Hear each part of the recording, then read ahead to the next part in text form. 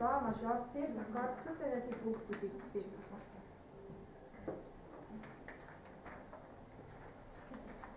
За би буюу кадет холбоос сая.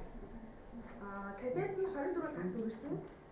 Энэ хэсэг нь нууц зохиолын хамгийн чухал хэсэг бөгөөд ятах хөгжмийн хөгжмөдөх онцлог болгоолсон хөгжмийн аргуудыг ашигласнаас гадна динамикийн болоод ритмийн ялгамжийг их ашиглаж өгснөөрөө хөгжүүлснөөс уран чадвар, мэдрэмж, техник их шаардлага. За холбоо сая кадетийн дараа буюу 3-р цифрээс 9 цагт үргэлжлэнэ. 3-р цифрийн 10-р цагтнаас бүх хөгжим орж ирнэ. Энэ холбоос хэсэг нь кадетийг ааны хэсэгтээ утга санаа болон хичээлийн дагуу холбож өгнө. Гэсэн хэсэг байгаа. За энэ баталчин байна.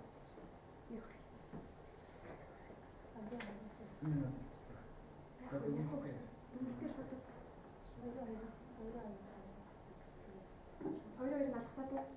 Дүнэлтэй.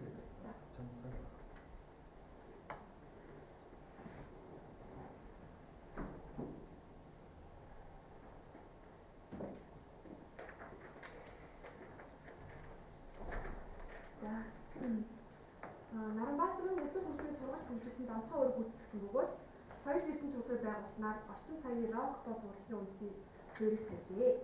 Мөн тэрээр Монгол зурагчдад уламжлалт зургийг зааж сургах, дэлгэрүүлэх, өвлүүлэн удирдуулах болдог ажлуудыг хийсэн дээрээ Монгол улсын соёл урлагийн хөгжид том хувь нэмрийг оруулсан гэдгийг одоо ч өөрийн хүч аяасаар зориулсаар яваад байна. Тэгэхээр энэ болохоор нөгөө нэг ерөнхийд нь хийсэн ажлуудын дөрсөн тохиол өнгөрөх үү? Ер нь бол яагаад бүгд анхаарал тааш явах вэ? Зорилготой гүйцэж чад. Харин тийм. Түүний сүүлийн жилүүдэд хийхийг төлөвлөж байна цахав. Наранбаатар нь яхаа аргагүй Монголын хөгжмийн урлагийн томоохон төлөөлөгчийн нэг мөн бөгөөд түүний тухай энэхүү судалгааны ажлын материалуудыг цуглуулдаг өөртөө нууцлан ярилцах явцад ажилласан зүйл бол тэрээр яхаа үед өөрийнхөө уран бүтээлийг хийхдээ хүн одоо өөрт онгоцсон өөрөг хариуцлага гэдэг одоо сэтгэлээр ханддаг. Тэрнээс ч одоо ингээд хин намайг одоо хэрхэн үнээс тэнэх бол гэдэгт анхаарал хандуулдаггүй.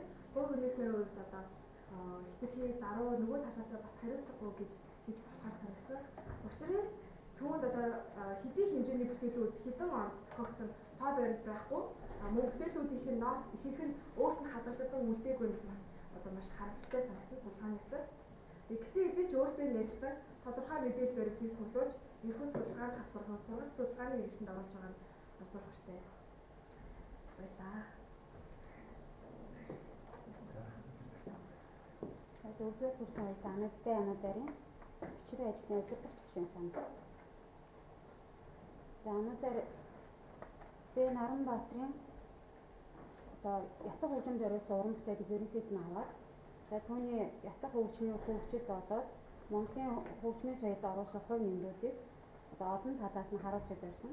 Энд ялангуяа анх суралцаж гиснээс ахуулаад одоо өөрийн гол арга техник болсон ятахын цөөхөл хөгжмийн маш олон бүрэлдэхүүнүүд мөн рок поп хөгжмийн хөгжил за гоцлол бүтээлүүдэд нь ихэвчлэн илүү анхаарлаа хандуулж ажилласан байгаа.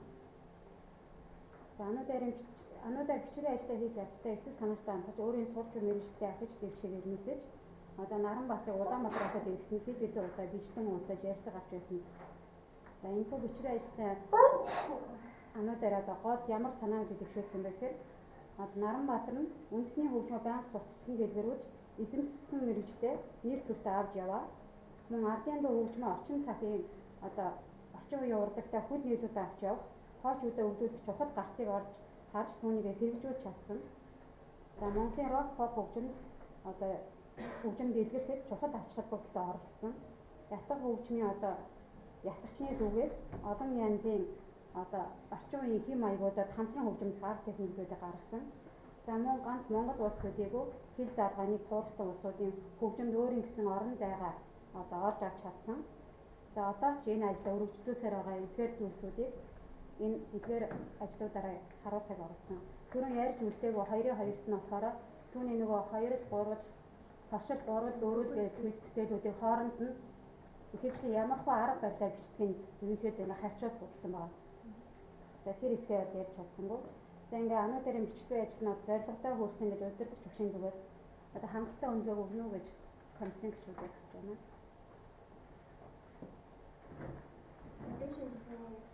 шүүмж агшаад Монгол агшаад болохоор ирсэн.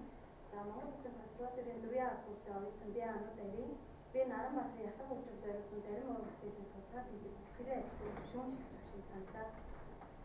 За би анууд арийн бичвэрийн ажлын удирдлагад үндсэн 2 бүлэг 4 зөв дүгнэлт номлог хадгалах гэсэн үгстэй бай. Бичвэрийн ажлын танилцахад би анууд арийн нэгдүгээр бүлэгтээ би Наранбаатарын анхны ятгах хөгжмийн мэргэжил эзэмшсэний хувьд ятгах хөгжмийн тоглох арга барил шинжилэл хийж үндсэн хөгжүүлэлт хэлхийг тавьсан.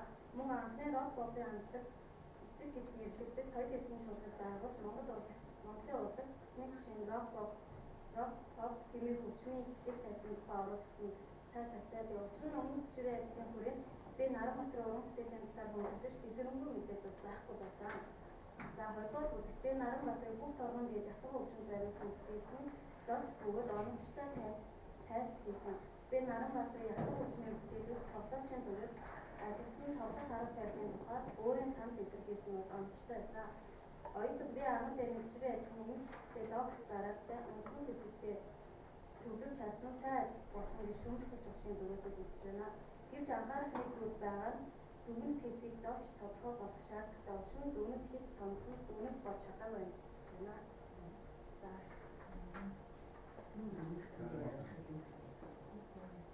Дүгнэлтээ дүгнэлтээ юм байна.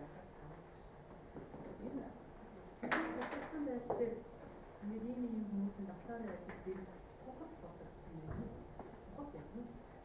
Одоо миний судалгааны доторх амрагсан асуудлууд Яаж бодогдсон? нөө соёл эрдэнэ талаар ч юм уу эсвэл Наранбаатарын талаар ганц хоёр өгүүлбэр ч юм уу тэгж бодогдсон юм. Өгүүлбэрээр бодогдсон. Чи энийг ашигласан юм. Яасан? Энийг өөрийнхөө ажлыг зарим нь ашигласан.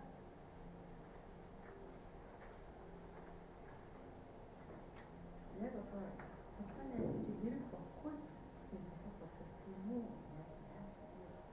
Ерөн зүгээр судлагдсан байдал гээд энэ сэдвэрт хамрагдах асуудлууд хөндөгдсөн байдал бичих орох хэрэгтэй гээд тэгээд аваагүй ч гэсэн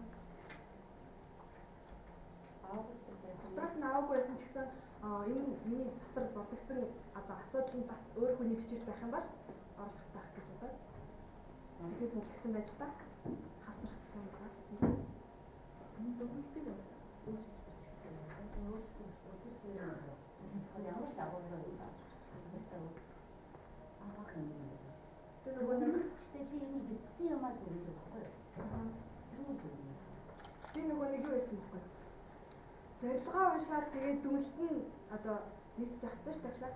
Тэгээд тийм болохоор нь өөрийнх нь хийж бүтээж байгаа ажлуудын бас давхар дахиж хураагуулж дүгнжээд тийм Олон чи анаа чиний энэ 4 5 сар дээр чи хацсан гэж хэлдэг шүү дээ. Яг жанжаа тийм ээ.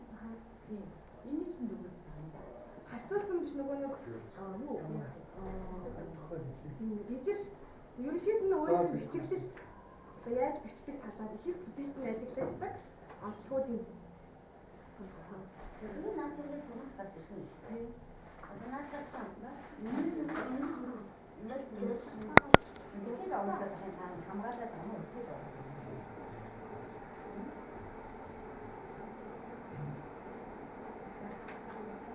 이제 дахиад дүгнэж дахиад нэг юм дүгнэж дахиад сонссон байгаад орчлоо өгөхтэй явж учраас шууд гарчин дээр хийж байна. Хөгжим зориулсан зарим уран бүтээлийн судалгаа зарим нэг удаас хийсэн. Уран бүтээлийн судалгаа гэсэн гарчин чинь зориулсан байна шүү дээ.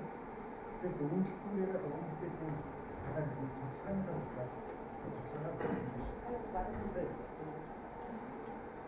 Тийм байна.